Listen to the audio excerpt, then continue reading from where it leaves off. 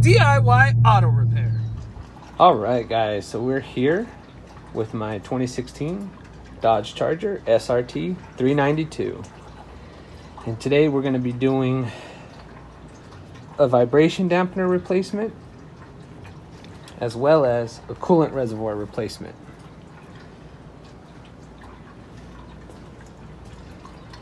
So a little bit of a backstory on how why we're replacing the vibration dampener and the coolant reservoir is one day my wife was driving the vehicle and just pulled around the corner from our house, and a message on the instrument cluster illuminated stating vehicle was too hot.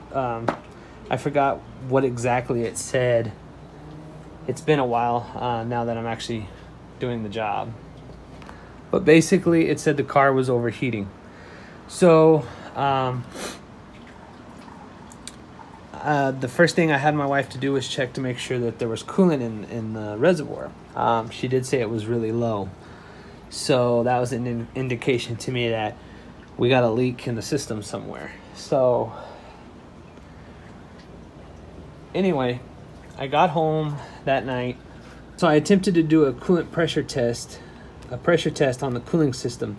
But as you guys know, my tester had broke a while back.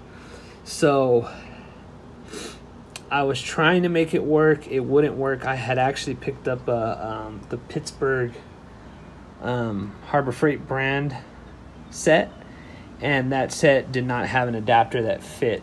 Just my luck.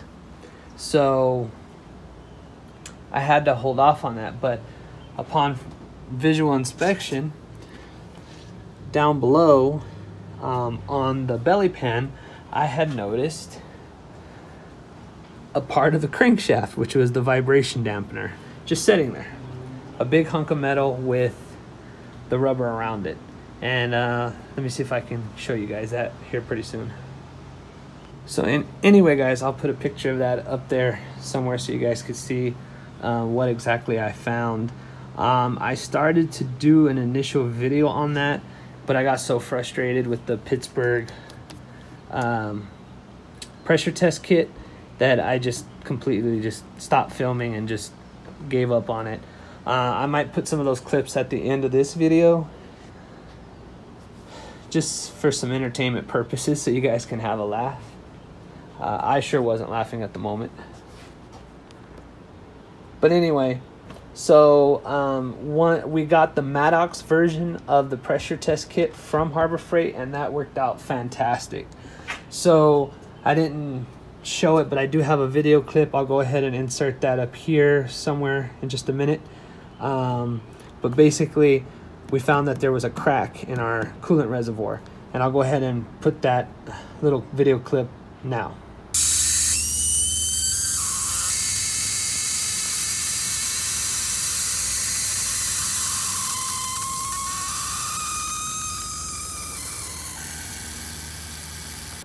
So as you can see, I have a leak. So I had two problems at once. I don't know if they one caused the other, or they both just happened simultaneously. So we haven't been driving it because it's bad to be driving it with that vibration dampener out. It's going to cause more internal damage in the engine. So we're going to go ahead and replace that today, as well as our coolant reservoir. I've been waiting on these parts to come in for weeks now. So they're supposed to be here, so we're gonna go ahead and start taking this apart, so when they get here, pop them in and we're good to go. So we started by draining our coolant. So the best way to do it is take off your cap so it can breathe, and we'll go underneath there and we have our coolant. So I'm not going to show you guys that draining. You guys, I've showed videos on that. You just loosen up your petcock that's on your radiator and let it all drain out. So it's pretty much done draining, so we're going to go ahead and move on to the next part. Alright guys, so we're going to go ahead, since we got it all drained out, we're going to start removing our air box. So we're going to disconnect connector. Take a flathead screwdriver, loosen up the duct band, and then your 3 fasteners for your air box or your air box housing.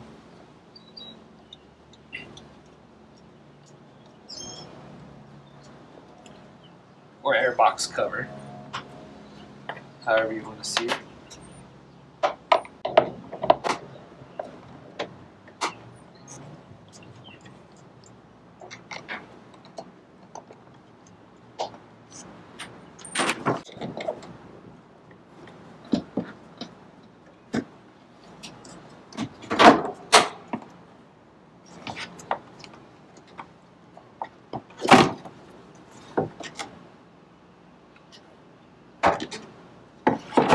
So we can go ahead and push that off to the side.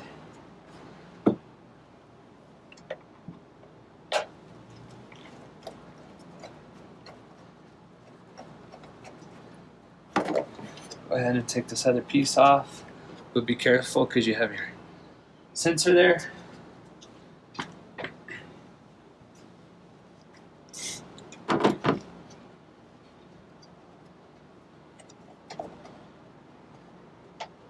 Remove our engine filter, air filter. Ooh, it needs a cleaning anyway. You probably don't even have to take off your air box, but I would, and we're going to. It's just one fastener. It's going to be an 8mm.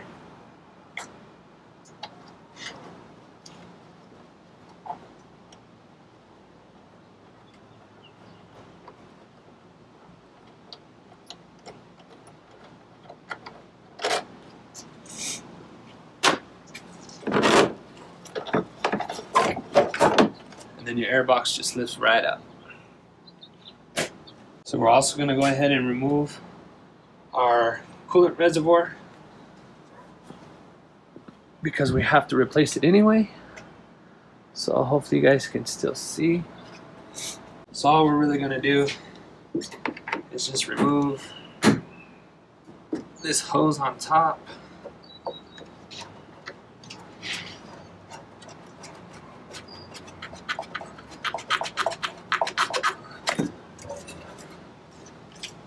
And then we got one more hose on bottom.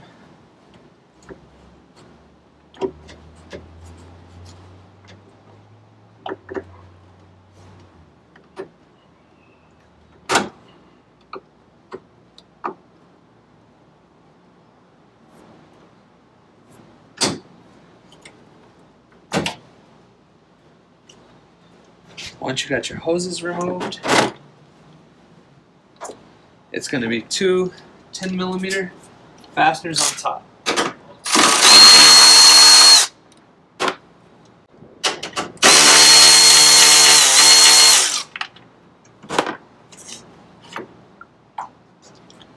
And there's your coolant reservoir, guys.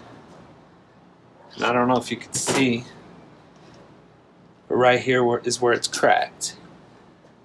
Hopefully you guys can see that.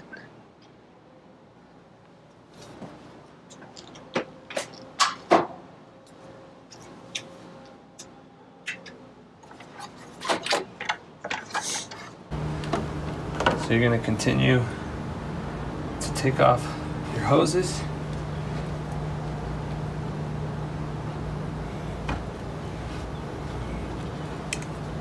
Some hose pliers comes in handy. Okay guys, so we basically took our upper radiator hose off completely. Set that aside. And we disconnected our fan shroud connector and moved it off to the side. So now we have a pretty good shot at our fan shroud. We're gonna go ahead and take that out next. So we're gonna go ahead and take our fan shroud out. So you're gonna have 1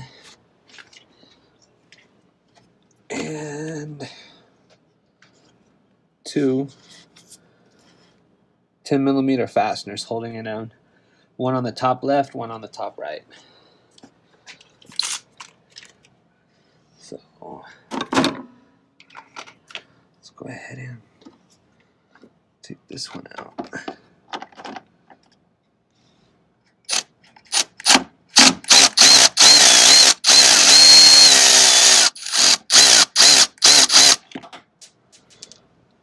There's one. Come over here to the other side.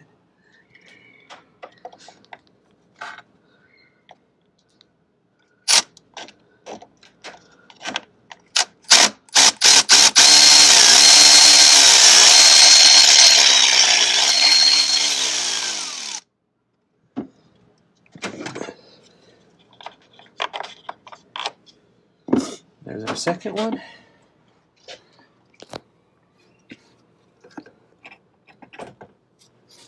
Alright guys, so after some fighting, finally got our fan shroud out. Now we have access, hopefully enough access to remove our crankshaft pulley. But obviously before you do that, you're going to have to take the serpentine belt off and make sure you have a picture of it or a reference so that you can put it back the way it was. So the tricky part with the fan shroud is man, it took forever. We got it from the bottom, so if you guys are not doing this on a lift, you're gonna have a lot of fun. So what we had to do was angle, as we're looking at the engine just like this, we had to angle it down toward the right side and then kind of just shimmy it down.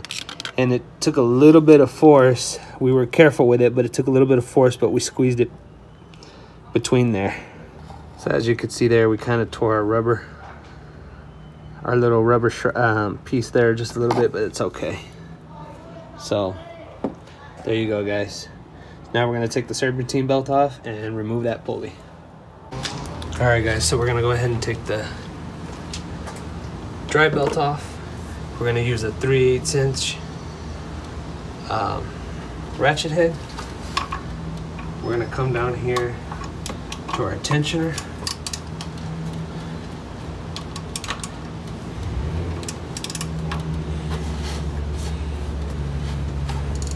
We're gonna relieve tension off our drive belt.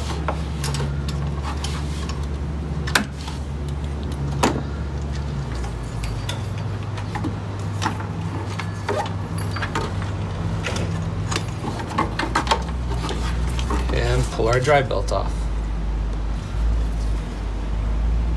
All right, guys, so now we're gonna go ahead and get our crank pulley.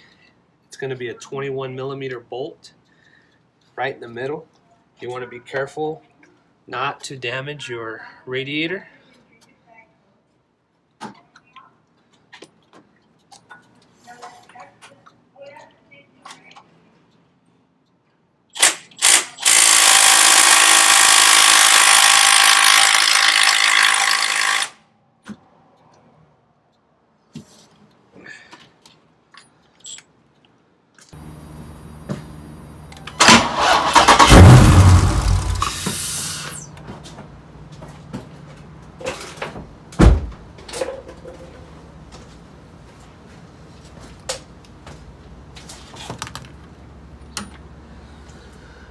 Alright guys, so didn't want to have to do this, but we did the breaker bar method.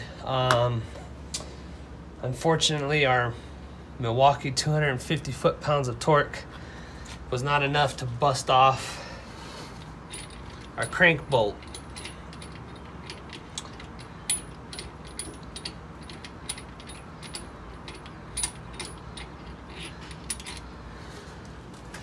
So she wasn't enough to bust off this crank bolt. So what we did was, we know the direction of the engine is spinning. If we're looking at our engine from the outside, the direction of the engine is going to spin to the right. So what we did, took our breaker bar, put it on the fastener, and then put it up against something something solid, something metal, and then cranked over our engine, and that was enough to break our bolt loose. So really didn't want to have to go that route, but I don't have air tools and I can only work with what I got. All right guys, so we have our Maddox harmonic balancer puller and installer kit. So we're going to be using a couple of these pieces here to remove our crankshaft pulley slash harmonic balancer. So let's get to it. Okay guys, so since we got our harmonic balancer puller installed, we're going to go ahead and take the pulley off. So the 3 bolts you see screwed into our remover tool, you want to make sure those are even, so when you're pulling it out, it pulls out evenly.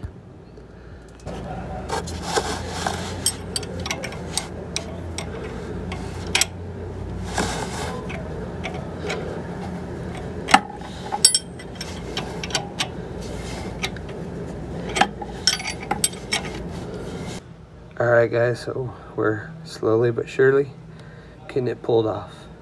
Alright guys, so we got our crank pulley out. We just put our crank pulley back in to try to keep as much dirt material out as we can. Here's our crank pulley.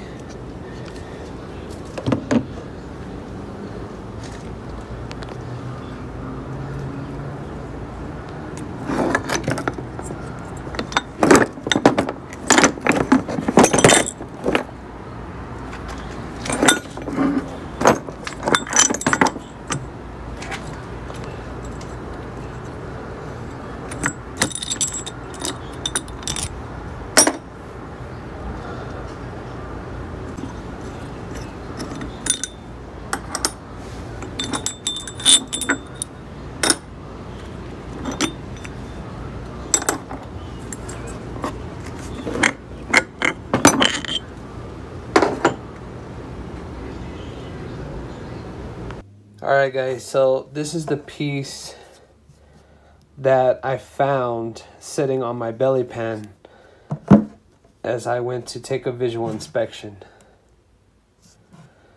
So it's a heavy chunk of metal with a rubber piece. This is a vibration dampener. Here's our old crankshaft, and this just fits. This fits right in there. If I take the rubber off, as you can see, it fits right in. It's press fitted in. Once this drops out, you pretty much got to get a new crankshaft. Apparently it's not serviceable anymore. You have to get a new crankshaft. That may or may not be the case. I don't see why you can't just press fit a new one in, but hey, that's what the service information says. So if we compare it to our new crankshaft, you'll be able to see the difference. So this is supposed to go in there just like that. So we have our old one, now we have our new one. So we're gonna go ahead and put our new one in. It took a while to get this, but we finally got it. So they look exactly the same. So we're gonna go ahead and install our new crankshaft slash vibration dampener. Okay guys, so we got our new crankshaft pulley slash vibration dampener, but before we get into this, I want to kind of explain a little bit of how we took it off, or basically how this tool works. So there's different versions of this tool. This is the Maddox Harbor Freight version, and basically the instructions tell you to add this adapter onto your main puller here, and then it tells you, so this comes out. So this comes out of your base here.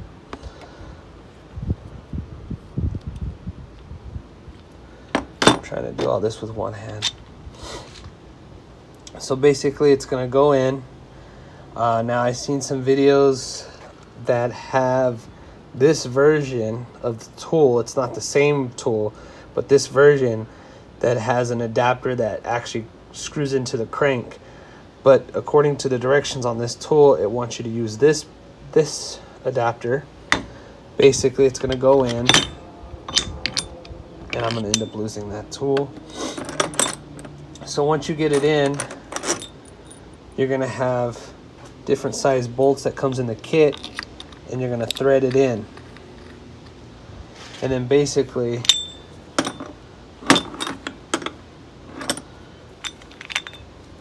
once you got this in and your bolts coming through, it's going to be on the opposite side, of course. So you're going to hold this back bolt with the wrench, and then you're going to start cranking this, and this is going to pull this out. Now, hopefully you guys learned from my mistakes.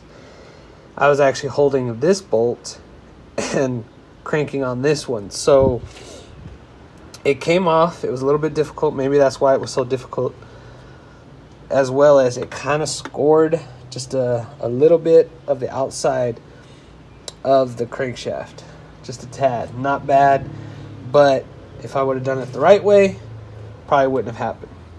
So learn from my mistake, guys. There's a lot of videos out there, but it's very unclear on how to use them. Hopefully this clarifies it. Also go based off the instructions on your toolkit that you get. So hopefully that helps. So basically, and the flat part's going to be facing out. Man, I just cannot keep it together.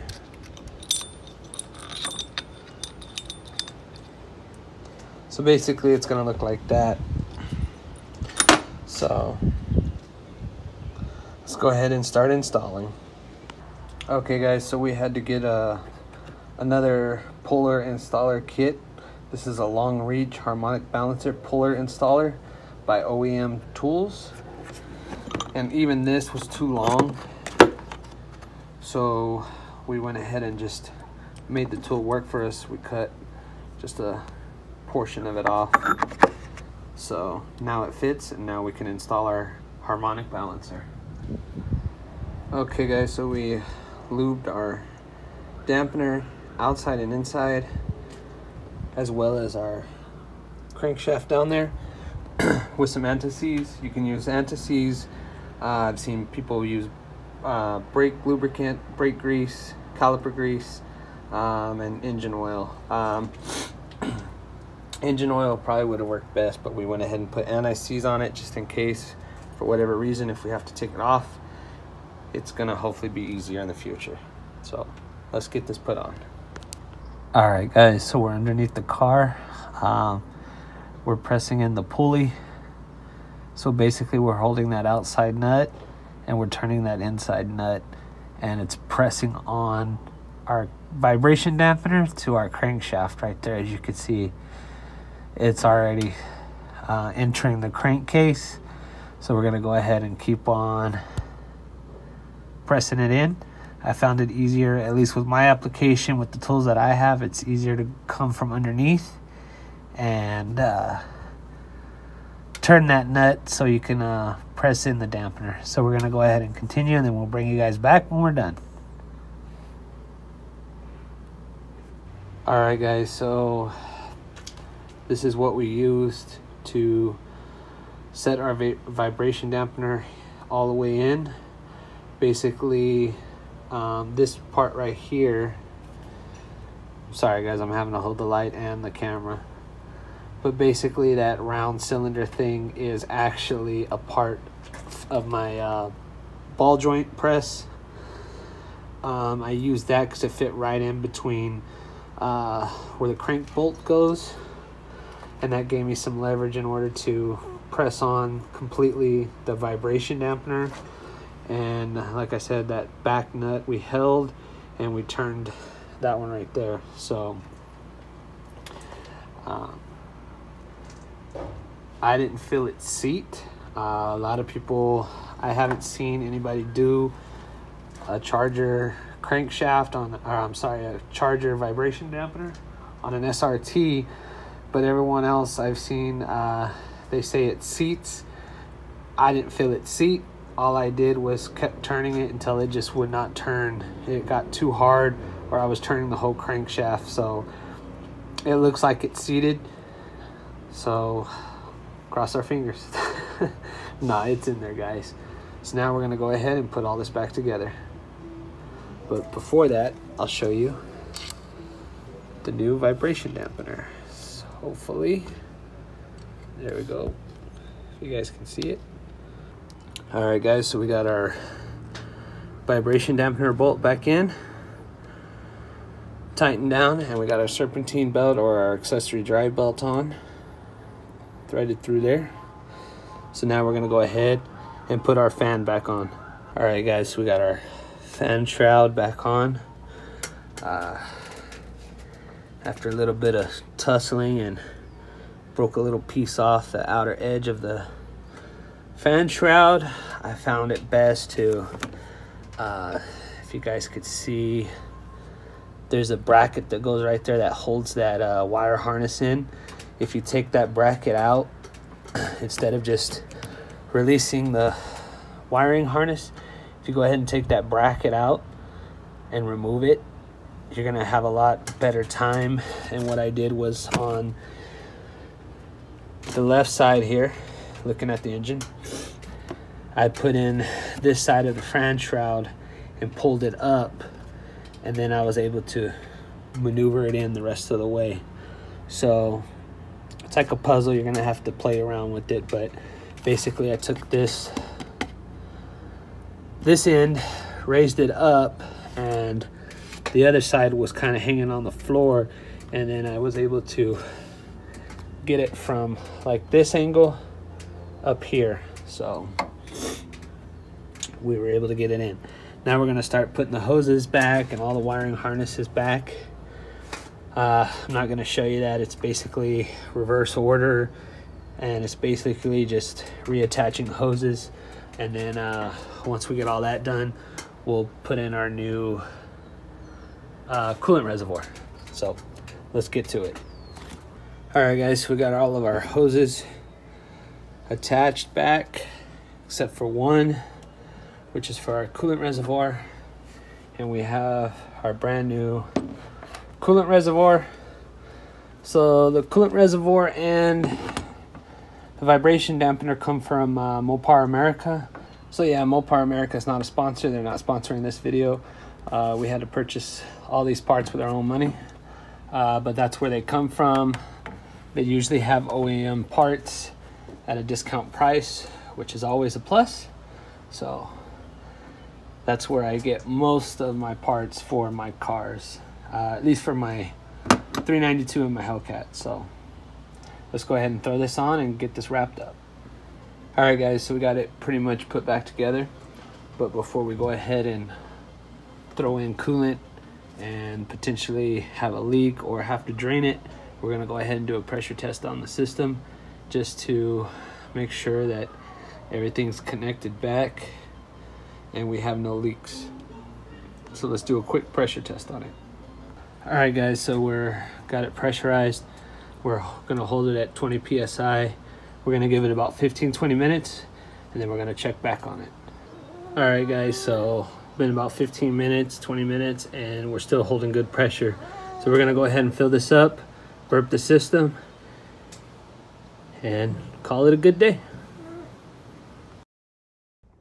All right, guys, so we went ahead and filled up our coolant reservoir, burped the system, and topped off our coolant. We took it around for a test drive, and it drove perfectly fine. No issues at all, so that's good. So you guys are going to definitely need the OEM Tools long reach puller and installer kit. That's the only way that you're going to be able to thread into the crankshaft and be able to push back on your vibration dampener. So you're definitely going to need that tool. That tool should also be able to remove it as well, but for sure you're going to need that to push it on. The other kits, the adapters that go into the crankshaft are just way too small. The threads are like anywhere from, like, I don't know, they're roughly about 3 or 4 inches inside the crankshaft. So you're going to need that long reach screw. Also, I cut mine, but if I would have just removed the radiator, I wouldn't have had to cut it, but I just find that unnecessary, so I just went ahead and cut it. So there you go, guys. That is the backstory as well as the repair of my 392. So hopefully that helps you guys remove and install a vibration dampener on your 392. So if you guys like this video, make sure to hit that like button. If you guys would like to be notified when I put out another video, make sure to hit that bell notification. And as always, guys, please subscribe to my channel for more informational videos and DIY projects. Until next time, guys, have a good one.